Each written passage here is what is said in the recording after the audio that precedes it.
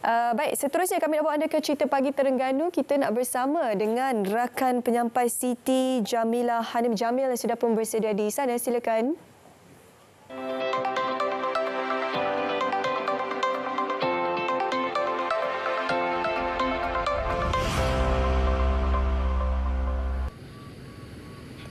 Ya, Syuhada, terima kasih. Assalamualaikum, selamat pagi Malaysia. Cerita pagi langsung dari Terengganu hari ini. Kita akan bercakap mengenai sejauh mana persediaan Jabatan Pertanian Negeri dalam menghadapi MTL yang sering dikaitkan dengan fenomena banjir. Jika sebelum ini saya dapatkan reaksi daripada agensi berkaitan seperti polis dan bomba, namun hari ini kita akan bersama dengan Timbalan Pengarah Operasi Jabatan Pertanian Negeri, Puan Siti Aisyah Saleh. Puan, terima kasih kerana sudah bersama kami. Jadi Puan, di pihak Puan sendiri, sejauh mana persiapan bagi menghadapi MTL yang sering dikaitkan dengan banjir ni, Puan? Okey, bismillahirrahmanirrahim. Assalamualaikum warahmatullahi wabarakatuh.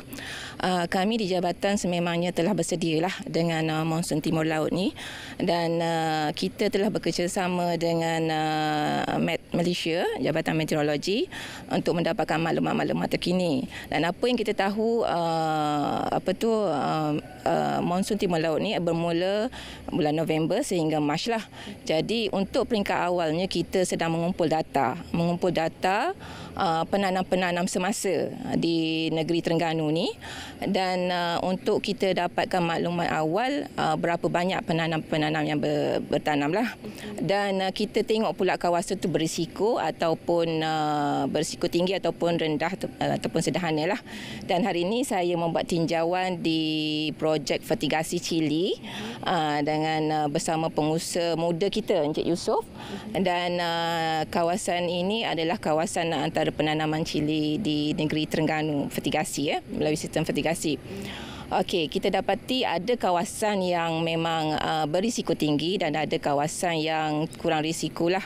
Jadi sebagai langkah di pihak jabatan, kita memang telah membuka bilik-bilik gerakan di negeri dan juga di setiap daerah, dan kita harapkan pengusaha petani akan berhubung segeralah dengan pihak jabatan sekiranya berlaku banjir. Okey, untuk makluman semua juga, kita juga bekerjasama dengan pihak-pihak agensi lain seperti JPS sebagai langkah awal untuk memastikan kawasan penanaman itu kira berisiko rendah lah daripada terkena banjir, melalui penyelenggaraan parit-parit ladang dan saliran-saliran utama di kawasan penanaman.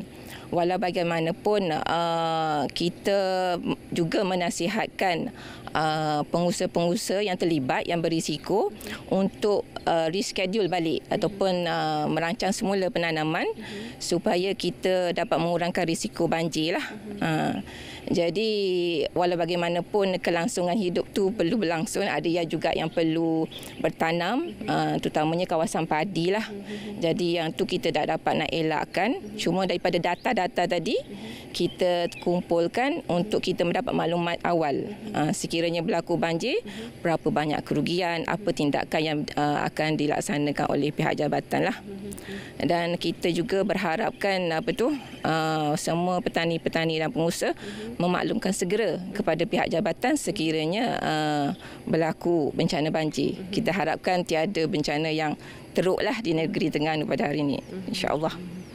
Puan, di pihak Jabatan Pertanian sendiri, ada kawasan hotspot dikenal pasti ke? Ya, ada. Memang kita dah kumpulkan data setakat ini dan masih lagi mengumpul data. Setakat ini kita dapati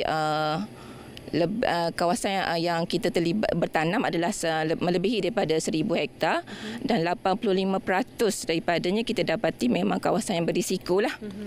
That's why kita mengambil langkah berjaga-jaga berdasarkan maklumat tersebut.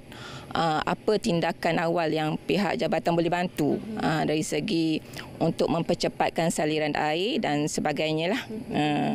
Antara komoditi utama yang diberi perhatian oleh pihak Jabatan Pertanian sendiri, Puan? Okey, kalau kebanyakan yang kita tengok yang terlibat dengan kawasan berisiko banjir ni padi. Sebab ini adalah musim utama untuk penanaman padi.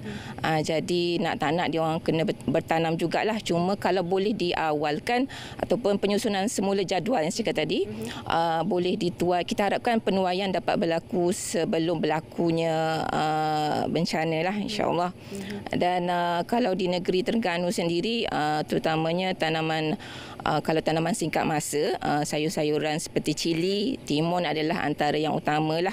Ada kawasan memang katakan kita dah tak, kita rasa tak selamat untuk ditanam, memang kita, petani sendiri pun tak bertanamlah pada musim ni. Okey Puan. Okey, terima kasih. Itu tadi perkongsian daripada Timbalan Pengarah Operasi Jabatan Pertanian Negeri Terengganu mengenai kesiapsiagaan mereka, dan mungkin ini boleh menjadi panduan kepada petani di seluruh negeri.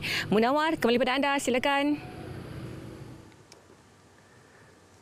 Baik, terima kasih sahabat pelapor kita Siti Jamilah Hanim Jamil atas perkongsian cerita pagi dari Terengganu.